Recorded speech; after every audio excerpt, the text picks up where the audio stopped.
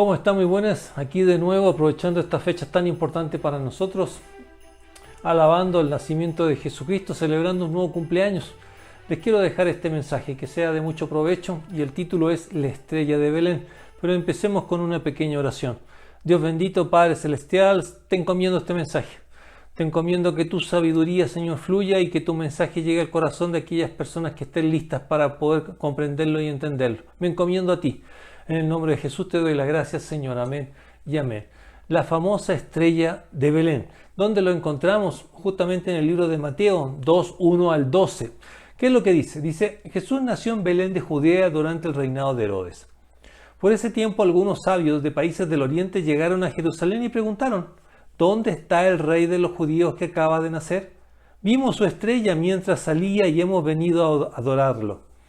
Cuando el rey Herodes oyó eso, se perturbó profundamente igual que todos en Jerusalén. Mandó llamar a los principales sacerdotes y maestros de la ley religiosa y les preguntó, ¿dónde se supone que nacerá el Mesías? En Belén de Judea, le dijeron, porque eso es lo que escribió el profeta. Y tú, oh Belén, en la tierra de Judá, no eres la menor entre las ciudades reinantes de Judá, porque de ti saldrá un gobernante que será el pastor de mi pueblo Israel. Luego Herodes convocó a los sabios a una reunión privada y por medio de ellos se enteró del momento en el que había aparecido la estrella por primera vez. Entonces les dijo, vayan a Belén y busquen al niño con esmero. Cuando lo encuentren, vuelvan y díganme dónde está para que yo también vaya y lo adore. Después de esa reunión los sabios siguieron su camino y la estrella que habían visto en el oriente los siguió hasta Belén. Iba delante de ellos y se detuvo sobre el lugar donde estaba el niño. Cuando vieron la estrella se llenaron de alegría. Entraron en la casa y vieron al niño con su madre María y se inclinaron y lo adoraron. Luego abrieron sus cofres de tesoro y le dieron regalos de oro, incienso y mirra. Cuando llegó el momento de irse, volvieron a su tierra por otro camino, ya que Dios les advirtió en un sueño que no regresaran a Herodes. Yo creo que todos conocemos esta historia, ¿no? Pero el tema de esta historia es la estrella de Belén. Y para esto quiero poner un poquito de antecedente, ¿no? Un poquito de historia para ir desarrollando el tema.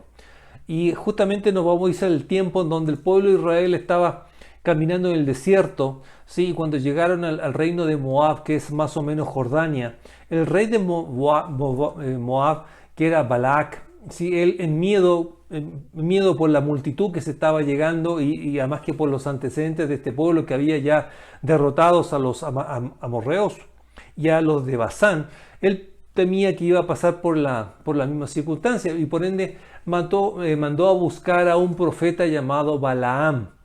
¿Sí? Este profeta Balaam, bueno, era un típico religioso, profesaba religiosos orientales, pero él creía en el Señor de Israel, creía en Jehová. ¿Sí? Y le manda a llamar.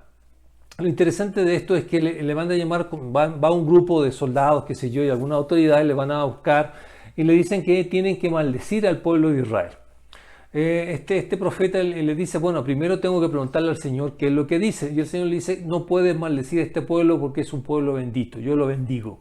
¿Sí? Okay, le dice esto a los embajadores del rey y luego el rey manda otro séquito más voluminoso con otro tipo de autoridades para presionarle a que maldiga al pueblo de Israel. Obviamente de nuevo el profeta llega y le pide al Señor su consejo, le dice que no le puede maldecir porque es un pueblo bendito. Ok, eso le dice a los enviados del rey de Moab, pero llega un momento en el cual accede a ir con ellos. Sí, pero en el camino, al momento de subirse a su burra y en el trayecto hacia el lugar, hacia la ciudad del reinado, la burra llega y se rehúsa a seguir por ciertos caminos y se desvía, hace que se golpee el profeta, pero claro, ¿qué sucedió? La burra vio a un ángel que estaba con una espada desenvainada frente a la burra, frente al camino donde debía seguir. Pero esto no lo percibía el profeta. Dios hizo que la burra hablara, ¿sí? Y la burra le dijo, ¿por qué me pegas? ¿Por qué me castigas? ¿No? Y entra en una conversación con el profeta, imagínense, ¿no? Y el Señor también le da también la visión espiritual para que pueda ver al ángel que estaba delante de la burra desenvainando la espada, y por eso era la reacción de la burra. Pero bueno, en este episodio, bueno, el Balaam continúa su camino, ¿sí? Bueno, y el rey le lleva a 3 cumbres, a 3 montes para maldecir a Israel, al pueblo de Israel, pero termina bendiciéndolo. Y esto sale en Números 24:17. Y aquí viene un antecedente importante para efectos del estudio del mensaje que estamos desarrollando. Dice: lo veo a él, pero no aquí ni ahora. Lo percibo, pero lejos. En un futuro distante, una estrella se levantará de Jacob. Un cetro surgirá de Israel, aplastará la cabeza del pueblo de Moab y partirá el cráneo de la gente de Set. Acá hay un antecedente ya de la estrella de Belén, que, como dice el versículo de Número, dice: estrella se levantará de Jacob. Y bueno, y justamente este concepto de estrella de Jacob es lo que utiliza Mateo en el Nuevo Testamento, refiriéndose a lo que es la estrella de Belén. Pero ajeno a la estrella de Belén, la aparición de la estrella también, no solamente de por sí hay un mensaje, ¿no?, sino que también está comunicando o está informando algo que es de vital importancia para toda la humanidad, que podríamos decir que son 2 puntos, ¿no? Uno, que Jesús es la palabra de Dios encarnada, sí, que lo encontramos en Juan 1:14, que dice: entonces la palabra se hizo hombre y vino a vivir entre nosotros, estaba lleno de amor inagotable y fidelidad, y hemos visto su gloria, la gloria del único Hijo del Padre. Pero también se hace referencia a Jesús como la luz que nos ilumina. Y esto lo encontramos justamente en el libro de Juan 1:9, el cual dice: aquel que es la luz verdadera, quien da luz a todos, venía al mundo. Vino al mismo mundo que él había creado, pero el mundo no lo reconoció. Vino a los de su propio pueblo y hasta ellos lo rechazaron. Pero a todos los que creyeron en él y lo recibieron, les dio el derecho de llegar a ser hijos de Dios. Ellos nacen de nuevo no mediante un nacimiento físico como resultado de la pasión o de la iniciativa humana, sino que por medio de un nacimiento que proviene de Dios. Entonces la palabra se hizo hombre y vino a vivir entre nosotros, estaba lleno de amor inagotable y fidelidad, y hemos visto su gloria, la gloria del único Hijo del Padre. ¿Qué es luz? Luz es, según el diccionario, es modelo, persona o cosa capaz de ilustrar y guiar. ¿Qué mejor que Jesucristo? ¿Qué mejor que Jesucristo? También complementando esto, en el libro de Juan 8:12 dice: Jesús habló una vez más al pueblo y dijo: yo soy la luz del mundo.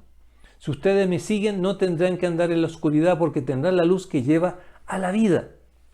Ahora, acá hay podríamos decir 2 niveles, ¿no? O 2 etapas o 2 ámbitos: la oscuridad y la luz. La luz viene justamente a iluminar a la oscuridad. Y estos dos estas dos les separa una línea que se llama pecado. Por ende, en la medida en que nosotros estemos con Jesucristo, este pecado es perdonado a través del sacrificio de Jesús en la cruz. Por ende, nosotros siempre vamos a tener luz. ¿Por qué? Porque Jesucristo mora en nosotros siempre. Y este proceso de separación podríamos decir que termina en el momento que lo aceptamos en nuestras vidas y reconocemos lo que es el Hijo de Dios, que murió en la cruz, resucitó el 3er día, se encuentra a la diestra del Padre. Ahora, entonces Dios no solamente creó una luz física, sino que también creó una luz espiritual. Bueno, y esta luz dada por Jesucristo permite ver en la oscuridad, o sea, permite ver lo que las cosas son realmente, ¿sí? O sea, nos lleva a través de esta luz de Jesucristo, nos lleva justamente a la verdad de todo lo que exista. Según Juan 1:4 dice: en él estaba la vida y la vida era la luz de los hombres. La vida en Jesucristo. Bueno, hecho este paréntesis, volvamos al tema de la estrella de Belén. La estrella de Belén aparece únicamente en el Nuevo Testamento, en el libro de Mateo. Ahora, aquí, bueno, hay que entender algo, ¿no? Porque dice: la estrella de Belén se les apareció a los magos de Oriente, sí, pero o ellos ven la estrella de Belén, pero no hay una constancia que diga en la Biblia de que otras personas vieron la estrella. Sí, solamente que estos 3 reyes magos, estos 3 magos o estos sabios de Oriente, fueron que percibieron en el cuerpo celestial una estrella diferente al resto y sabían cuál era su significado, cuál era que el Mesías había nacido. que daba a conocer el nacimiento de un rey. O sea, el rey de Israel ha nacido a través de esta estrella de Belén, que incluso ellos le denominan, bueno, en el libro de Juan dice su estrella. En Mateo 2.2 dice, ¿dónde está el rey de los judíos que acaba de nacer? Vimos su estrella mientras salía y hemos venido a adorarlo. O sea, tenían conocimiento del significado de esto. Ahora, ¿quiénes eran estos sabios de Oriente? Bueno, se dice que estos sabios de Oriente eran ¿cómo se llama esto? Astrólogos. Eran astrólogos que muchas veces eran asesores sacerdotales de los reyes. Inclusive también se le manejaban lo que eran las artes mágicas. Y aquí también acordémonos de que estos magos, estos 3 reyes magos, ¿sí? Viajaron desde lugares muy lejanos, ¿sí? Al lugar donde se encontraba Jesucristo. Por ende, bueno, ya vamos a ver más adelante, existe un desfase de espacio-tiempo, por así decirlo, ¿no? Ahora, pero ¿dónde buscar? ¿Sí? Porque ellos vieron la estrella, no sabía a dónde le estaba llevando la estrella, igual que nosotros nos guiáramos por la Cruz del Sur, que nos indican que teníamos que seguir esa cruz, pero o sea, nos da solamente coordenadas, ¿no? O sea, norte, sur, este, oeste, pero no nos da un lugar en específico. Ahora, existe otra profecía que esto tal vez no conocían estos sabios de Oriente, que era la profecía, por así decirlo, de Miqueas. Nos encontramos en Miqueas 5, 2 al 6, que es muy importante también en todo este proceso de la estrella de Belén. ¿Qué es lo que dice? Dice, pero tú, oh Belén, Éfrata, eras solo una pequeña aldea entre todo el pueblo de Judá, no obstante en mi nombre saldrá de ti un gobernante para Israel cuyos orígenes vienen desde la eternidad. Esto fue lo que ya vimos justamente cuando empezamos, pero esto fue del libro de Miqueas. Dice, bueno, y continúa en la narración, pero lo importante es que está indicando este versículo que era en Belén, donde iban a ser justamente, saldrá de ti un gobernante para Israel, ¿sí? Que él iba a traer, bueno, iba a traer muchos acontecimientos y muchas victorias. Ahora, ya llevamos 2 profecías, por así decir. Tenemos la de Balaam, que era una bendición. Ahora tenemos este relato de Miqueas, que era el lugar exacto en qué ciudad estaba, que era justamente en Belén, porque claro, los reyes que vieron, los magos de Oriente vieron la estrella, ellos obviamente sabían que el Mesías había nacido, tenían conocimiento de, por así decirlo, de la historia judaica, de las tradiciones judías. Ellos sabían, y vamos a ver por qué. Por ende, ellos sabían que si había nacido el Mesías, el rey de los judíos, el rey de Israel, iba a ser en una ciudad importante, Jerusalén. Ok, según la profecía de Miqueas, que ellos no conocían, era en Belén. Ok, pero sí sabían los sacerdotes o los magos del rey Herodes. Él le dijeron en Belén. Ok, ahora un pequeño paréntesis aquí aprovechando el momento. Bueno, se habla de los regalos que traen los 3 reyes magos. Se dice 3 reyes magos porque los regalos eran oro, incienso y mirra. Y por eso se deduce que eran 3 reyes magos, pero eso no lo dice la Biblia. Ahora, según Isaías 65 y 6 dice, resplandecerán tus ojos y tu corazón se estremecerá de alegría, porque los mercaderes del mundo entero vendrán a ti. Te traerán la riqueza de muchos países, enormes caravanas de camellos convergerán en ti, los camellos de Madián y de Efa, los habitantes de Seba traerán oro e incienso y vendrán adorando al Señor. Según una página de National Geographic, dice, sus presentes también tenían significados simbólicos especiales.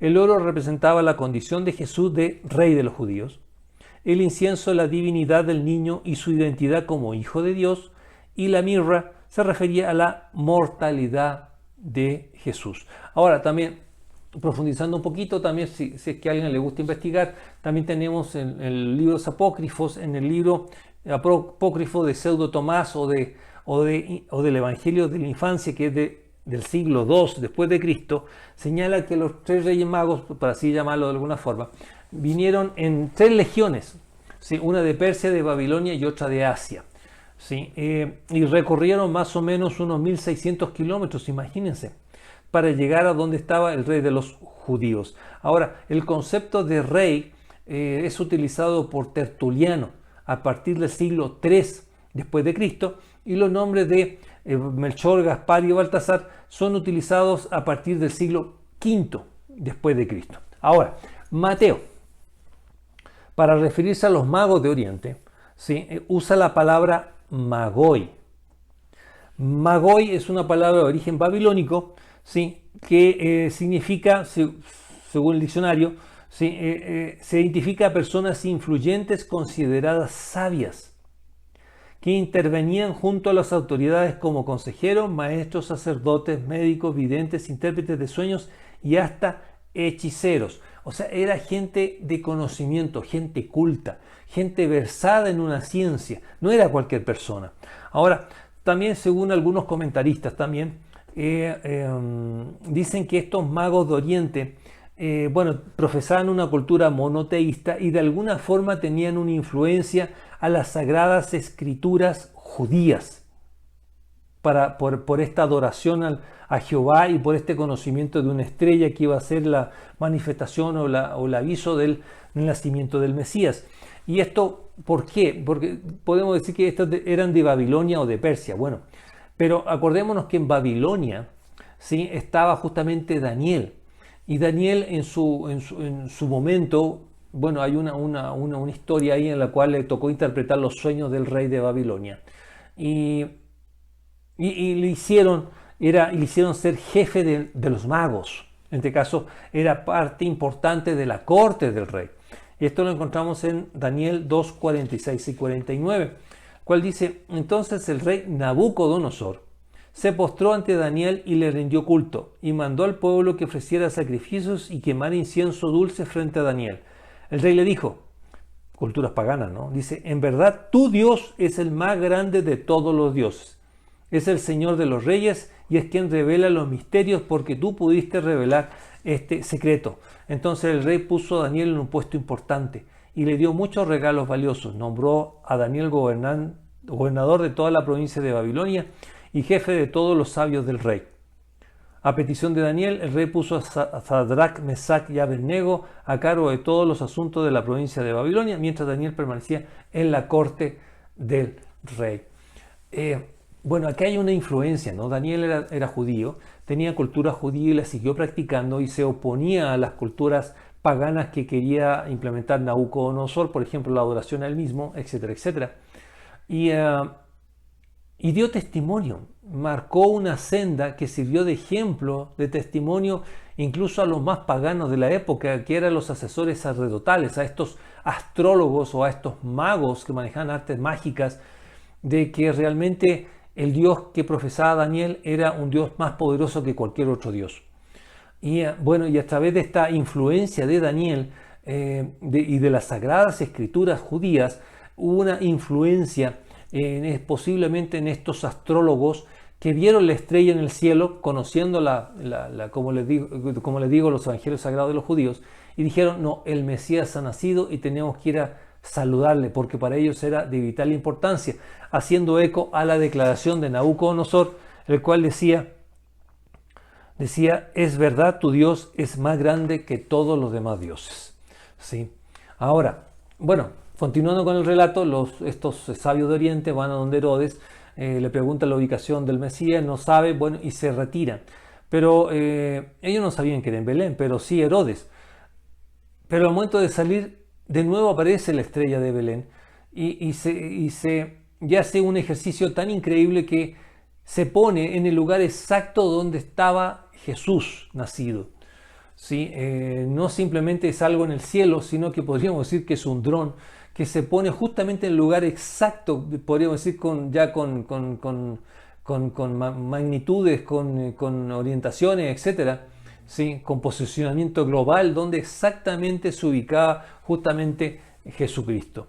Ahora, a este respecto, Mateo 2:9 dice: después de una reunión, los sabios siguieron su camino y la estrella que habían visto en el oriente los siguió hasta Belén.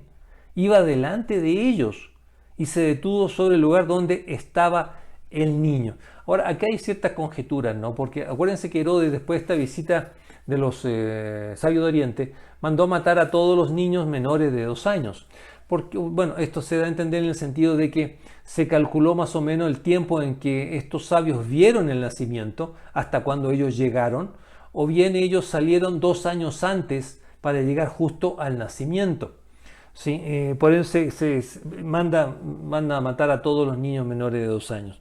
¿Sí? Ahora, pero el concepto aquí habla de niño, ¿no? El niño en la antigüedad era un niño recién nacido como un niño pequeño, ¿no? No necesariamente un recién nacido.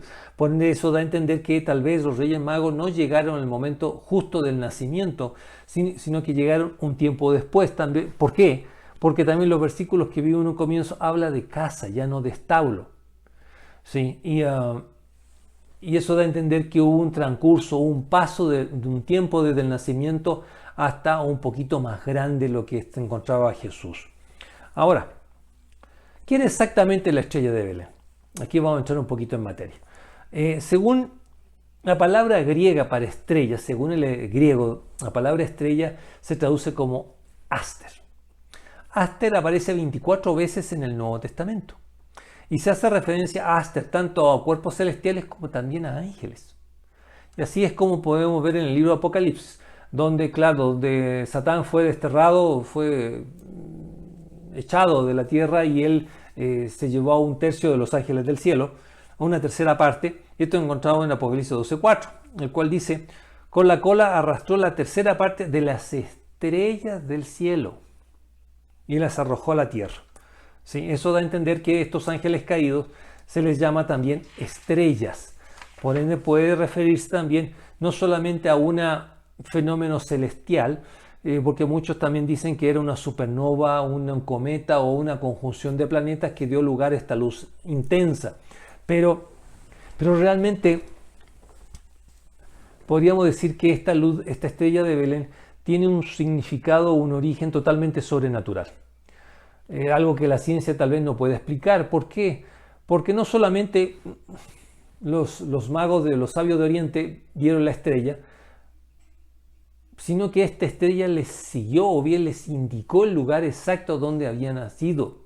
El lugar exacto físico, la casa. Esta es la casa y se puso arriba de la casa. Aquí es. Eso no lo puede hacer una estrella o algo celestial desde el punto de vista astrológico. Y también otra postura también dice que no solamente era un ángel, sino que también era la Shekinah. Que la Shekinah es una palabra hebrea que se traduce como morar o hacer presencia. ¿De quién? De Dios. O sea, es presencia de Dios.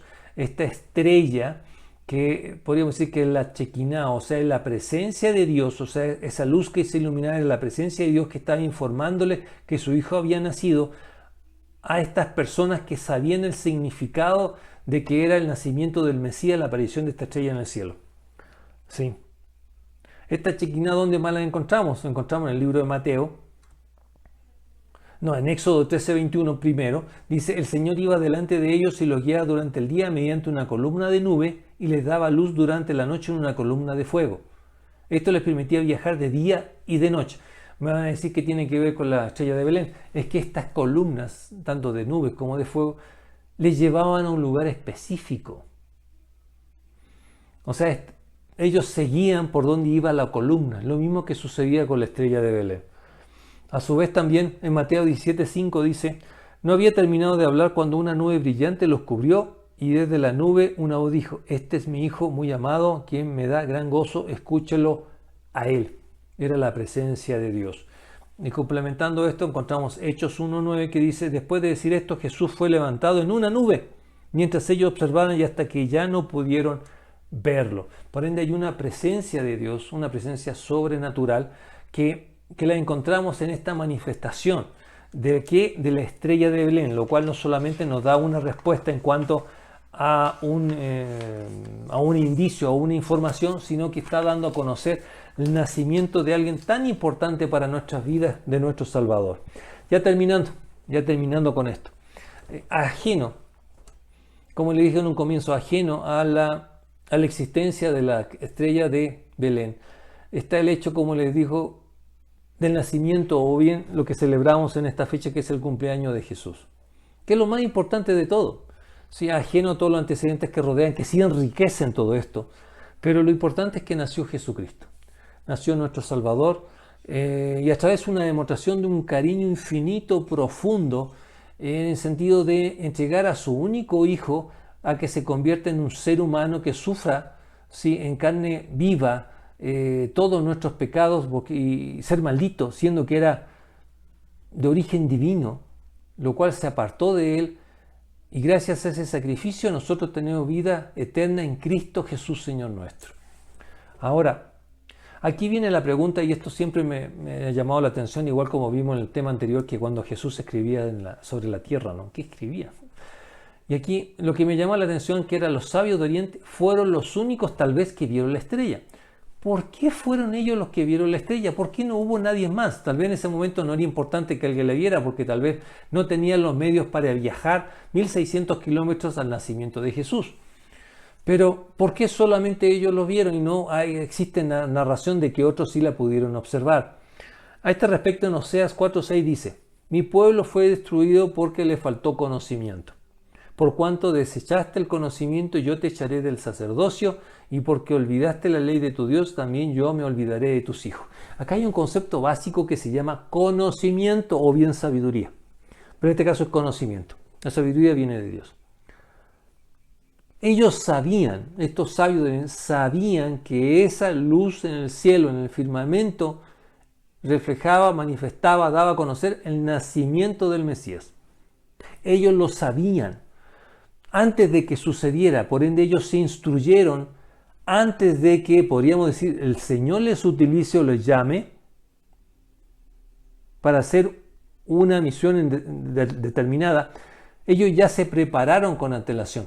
Como vimos, eran sacerdotes conocedores de lo que era la astrología y de las sagradas escrituras judías, y sabían que eso era.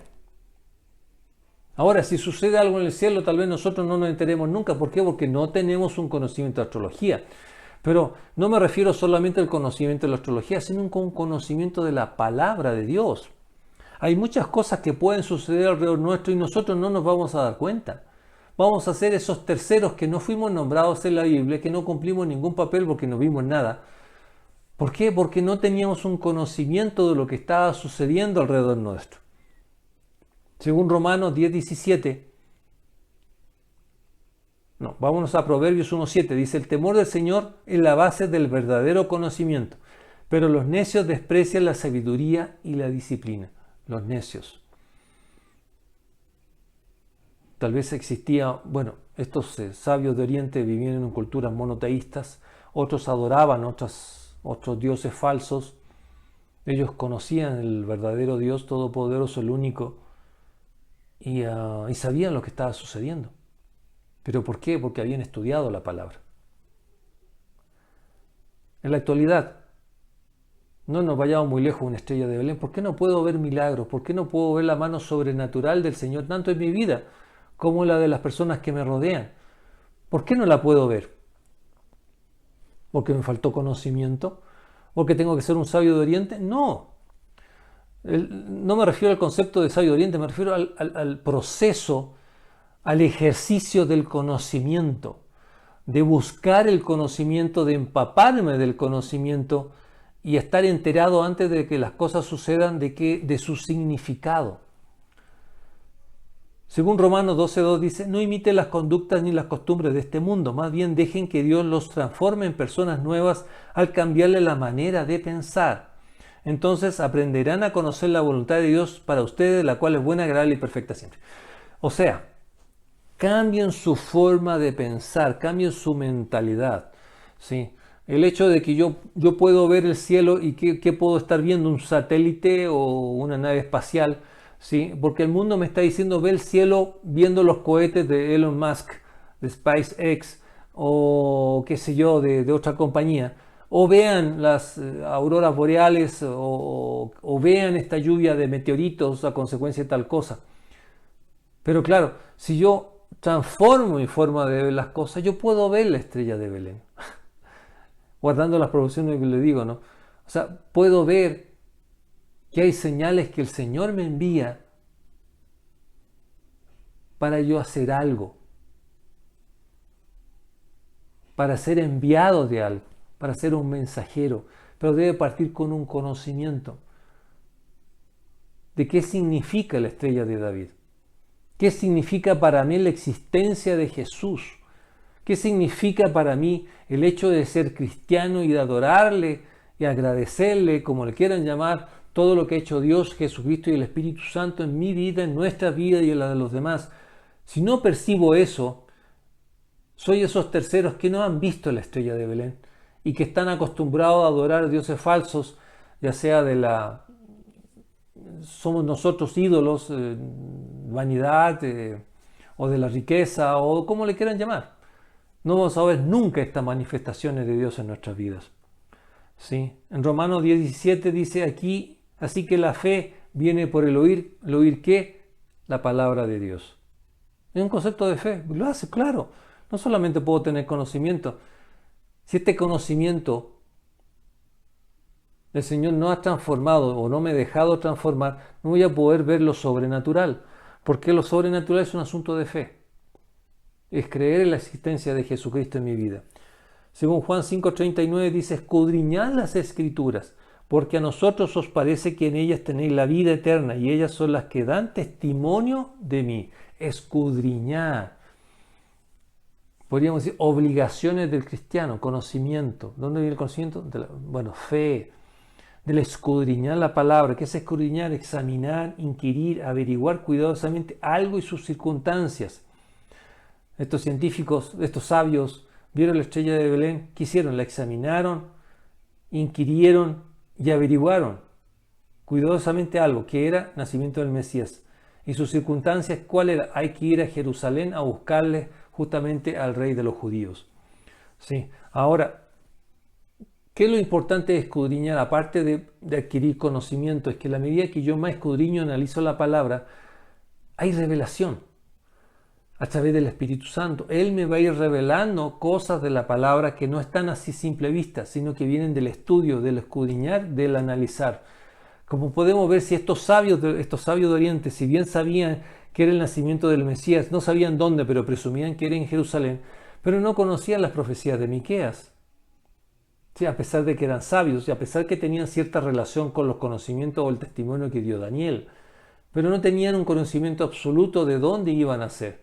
Pero a pesar de lo cual el Señor se manifestó y les guió al lugar exacto donde tenían que llegar.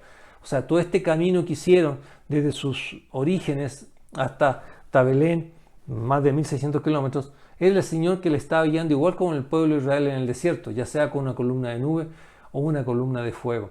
Una de las cosas que me llamó la atención, estaba viendo en Instagram y me llega una especie de mensaje, ¿no? Mostrando las columnas de fuego que guía al pueblo de Israel por el desierto.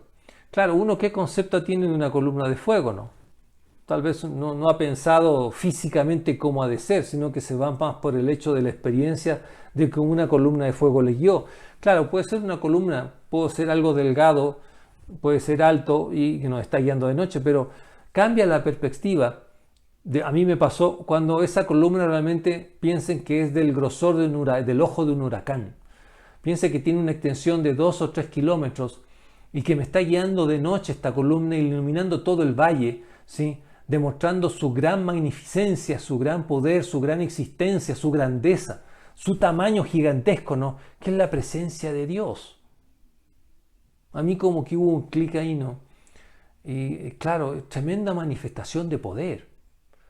Y esa era la Shekinah, ¿sí? Y como que te cambia un poco de la forma de ver las cosas. No es una simple hilito de fuego que se forma, sino que puede ser una columna gigantesca que le está guiando al pueblo. Por así decirlo, un derroche del amor de Dios en cuanto a iluminación, que es luz. Que es luz, ¿sí? En Hechos 17:11 dice, los de Berea tenían una mentalidad más abierta que los de Tesalónica y escucharon con entusiasmo el mensaje de Pablo. Día tras día examinaban las escrituras para ver si Pablo y Silas enseñaban la verdad. El demonio es el lado oscuro, la fuerza siempre nos va a tratar de incurrir en engaño, en falsedad, en duda. Pero mientras no tengamos la verdad dada por Jesucristo, podemos caer. Podemos caer. Por eso es lo importante de escudriñar, tener conocimiento como estos sabios de Oriente, para saber que lo que sucede en el cielo es la verdad y no es una tergiversación de la palabra o sea un engaño del enemigo. ¿Sí? Pueden venir tiempos difíciles, ¿sí? Pero, ¿qué nos dice? 2 Timoteo 2:15 dice, no solo escuchen la palabra de Dios, tienen que ponerla en práctica. Tienen que ponerla en práctica. Y muchas veces tropezamos en eso. Yo, como testimonio, les digo, ojalá que lleguen hasta estas instancias del video, ¿sí? O tal vez adelántense hasta el final, bueno, como sea, pero un testimonio mío fue el hecho de que no es que le perdí el miedo, llámelo como intuición o algo, en el sentido de que las cosas puedan suceder sobrenaturalmente o que los mensajes que el Señor ponga en mi corazón no son míos, son de Él. Podríamos decir que me arriesgué a creerlos, o bien me arriesgué a perder el miedo a decir, no puede ser, no creo, ¿sí? Y me desafié. Yo mismo me desafié y empecé a creer, llámelo presentimientos, llámelo intuición, sexto sentido, como le quieran llamar, porque sí sé que soy hijo de Dios, de eso estoy seguro, por ende lo que viene es de Dios, pero claro, hay que discernir porque muchas veces el enemigo también quiere causar interferencia, ¿no? Pero le perdí el miedo justamente cuando es de acuerdo a la palabra y a la verdad. Le perdí el miedo a creer en estos sextos sentidos o presentimientos o lo que me decía mi intuición y empecé, como dice la palabra, a ponerlo en práctica. Empecé a ser más consciente de la presencia del Espíritu Santo yo como templo de Él. Empecé a ser más consciente de que las promesas de Dios son ciertas, verdaderas, sólidas y tangibles. Comencé a creer que la columna de fuego no era delgada, sino que era totalmente gruesa y era gigantescamente gruesa. Comencé a creer de que realmente Dios está conmigo. ¿Y quién contra mí? Y que realmente Dios quiere hacer su obra a través mío, a pesar de mis imperfecciones, pero Él me va guiando igual como hizo en el desierto, igual como hizo con los sabios de Oriente. No sabían dónde habían nacido, pero le estaba indicando, ahí tienen que ir. Reciban mis instrucciones, igual como le pasó al profeta Balaam.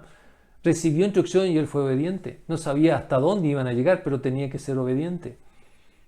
Así nos encontramos nosotros. Así nos encontramos nosotros. ¿Por qué? Porque procura con diligencia presentarte a Dios aprobado, como obrero que no tiene de qué avergonzarse, que usa bien la palabra de verdad. Y también una cosa que me gustó, que tal vez mucho tiempo estaba buscando y no encontré, que era en Filipenses 2:13, que dice, y en relación a lo que estamos diciendo, dice, pues Dios trabaja en ustedes y les da el deseo y el poder para que haga lo que a Él le agrada. Lo que a Él le agrada, y vimos el otro versículo que decía, tienen que ponerlo en práctica. Tienen que ponerlo en práctica. Les desafío. En este nuevo cumpleaños de Jesucristo, al cual le alabamos, le agradecemos, ¿sí? Y que en su infinita misericordia descienda por cada uno de ustedes, celebramos nuevamente, como les repito, este nacimiento de una persona tan importante en nuestras vidas. El que se manifestó primero manifestando su amor, el que se sacrificó primero para poder nosotros ser salvados por el cariño que nos tiene. Pero quitemos el miedo a las cosas. ¿Cómo vamos a quitar el miedo? Teniendo conocimiento, el verdadero conocimiento. Debemos, ¿dónde son las escrituras? De ir ganando primero fe a través del oír la palabra de Dios y siendo obediente en el sentido de que ponerlo en práctica y escudriñar la palabra. ¿Por qué? Porque el Espíritu Santo nos va a revelar cosas. Y a través de esas revelaciones nosotros vamos a ser los mensajeros de Dios en la tierra. Aquí, para llevar más personas ante su presencia, que es lo que Él desea y lo que nosotros también deseamos y buscamos siempre. Que viva el Santo. Que viva el Santo, y espero que este mensaje haya sido de provecho, para que no seamos simples espectadores de la estrella de Belén, sino que seamos sabios en reconocer las manifestaciones sobrenaturales de Dios, sepamos entenderlas, aplicarlas y hacerlas a las personas que necesitan o le están buscando al Señor. Dios les bendiga y gracias por todo. Gracias, Señor. Amén. Y amén. Gracias, Señor.